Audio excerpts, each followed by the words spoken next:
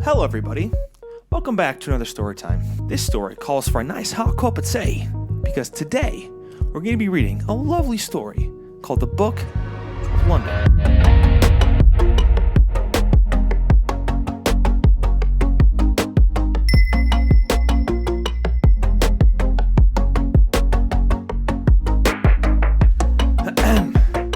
Oh, actually, hold on. Forgot my readers.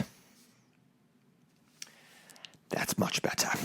Once upon a time, there was a town called London City. No, you know what? This is f***ing dumb. I'm not reading this book. Let me just show you instead. London, England, the city that needs no introduction, sits on the banks of the River Thames in the southern part of the country. One of the best ways to see some of the most iconic sights of the city is by walking along the south bank of the river on the promenade known as the Queen's Walk, which stretches from the Lambeth Bridge in the south all the way over to the famed Tower Bridge in the east. We kicked off our journey here on the tube,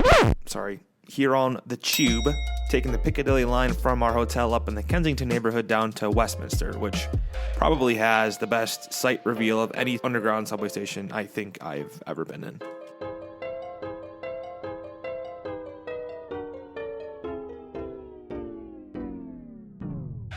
After saying what's up to Big Ben, we crossed the River Thames on foot across the Westminster Bridge and began the walk along the South Bank at the London Eye, which is the single most famous tourist attraction in the UK with over 3 million visitors annually.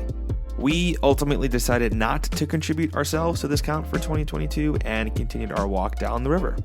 The promenade itself is absolutely lovely, with stretches that are lined with shady trees and food trucks and cafes for coffee, all while hosting some of London's most famous tourist attractions, including the London Eye, as we said already, Shakespeare's Globe, the Shard. There is so much packed along this relatively small area of this massive city. If you do start your walk at Westminster, as we did, the walk ultimately culminates at my personal favorite site in all of London, the Tower Bridge. Built in the late 1800s, the bridge itself is 240 meters in length and features two 65-meter tall twin towers connected at the top by dual horizontal walkways. The blue hue of the support beams contrasted by the beige stone is such a beautiful sight, especially on a sunny day, which we were lucky to have today in a city that is always raining.